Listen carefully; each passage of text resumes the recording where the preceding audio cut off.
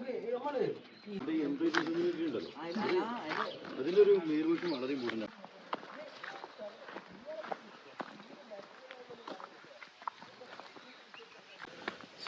warahmatullahi wabarakatuh.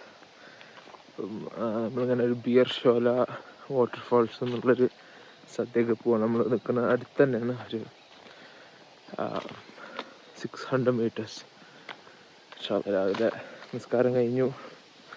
ഹജ്ജ് വാഫിക്കൻ്റെ ചെറിയൊരു session ഉണ്ടായിരുന്നു. അത് കഴിഞ്ഞിട്ട് നമ്മളിങ്ങനെ നല്ല നീങ്ങാൻ രണ്ടാമത്തെ ദിവസമാണ്.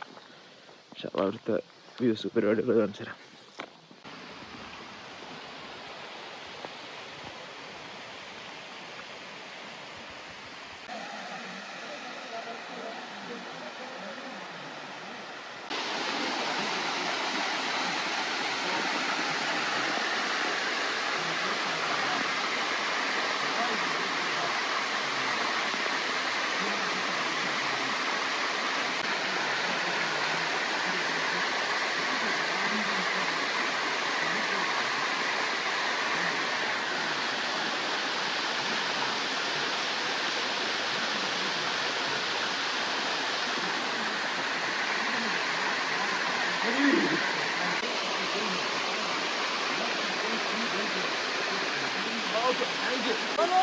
Betul.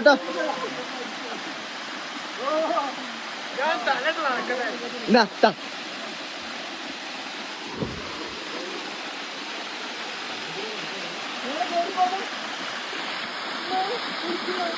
Oh, itu mana?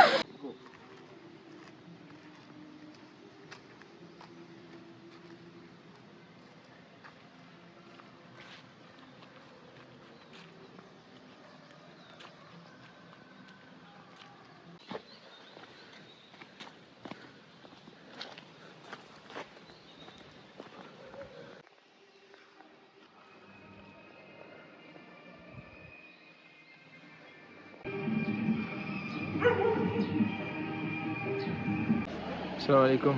ഇപ്പം ഗുണ കേവിൻ്റെ അടുത്താണുള്ളത്. നമ്മൾ വിചാരിക്കും ഇത് പുകയാണെന്ന്, പക്ഷെ ഇത് ഫുള്ള് കോട, മഞ്ഞ്. The process. But then what comes after it actually, what is salatu wassalamu ala rasulil amin wa ala alihi wa sahbihi ajma'in, amma ba'd. Rabbi shrah li sadri wa yassir li amri wa hlul 'uqdatam min lisani yafqahu qawli. Before going to Egypt, 3 years ago, I had a friend. He's been a very good friend of mine. And subhanAllah, he used to always talk about da'wah. And I met him right before I left to Egypt. We left at a cafe. It's called as a library cafe. We met there, and subhanAllah, I left to Egypt, and then what I'm hearing is his death. While I was in Medina, there was another brother who studied in Cairo University. He's studying in medical department. He came to visit. He sent me a voice message, and he's saying that, I have come here. It would be good to visit. And, let us meet and let us have a discussion. But then, what happened was, I told him I'm having exams, and I said I'll meet him later when I come to Egypt. And I remember very clearly, his audio message is still there in my phone. He said, no problem, I'm having 5 years. I just joined my medical department. I'm having 5 years in front of me. When you come to Egypt, call me.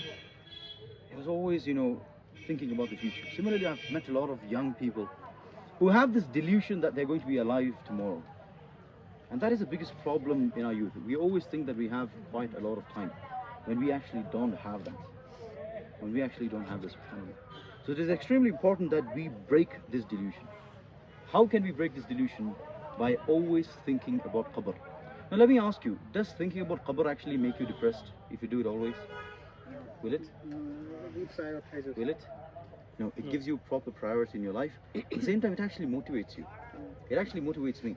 When I did my hajj, Allah gave me the opportunity to do a hajj this year, alhamdulillah.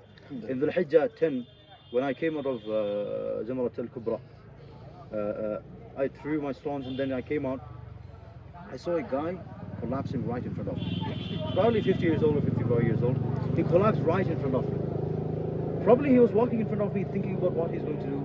Similar to me. I was also thinking that, I'm having a meeting, I'll attend this.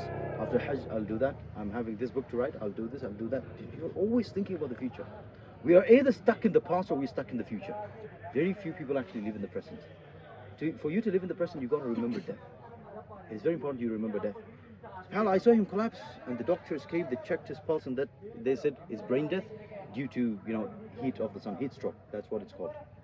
Then I continued walking, and when I saw that, subhanAllah, I stood there looking at the dead body right in front of me with my eyes. It's like my mind went blank. My mind went blank. I couldn't think of anything. And I was thinking, you know, I could actually have been in his situation. Angel of death was right in front of me. Malakul Maut, one of the scariest angels, was right in front of me, and I did not even know it. I continued walking, and I saw similarly an old woman also collapsing. And after that, for the next, you know, 3 days, it was like I was always in a state in which I was expecting death, because I just experienced it. And subhanAllah, those 3 days like were one of the most peaceful days in my life, I would say. Like, you know, I had a lot of works to do, a lot of studies to do, but nothing actually, you know, caused me to stress or anything, because I was always thinking about death. The more you think about death, the more peaceful your life actually becomes. And it's very important that we live with a purpose in mind. We are going to die, and death is actually the destroyer of what? Pleasures. The more you think about death, imagine you're about to commit something haram. You know that nobody in the world is looking. You have a laptop in front of you. You can do anything. But if you think about the fact that you will have to answer for it in the grave, you will have to answer for it in the Qiyamah. You will have to face the sins, even if it is like 0.0001 second. You'll still have to answer for that. When you have that, and when you think about that, do you really think you will want to engage in this sin? Will you? Absolutely not.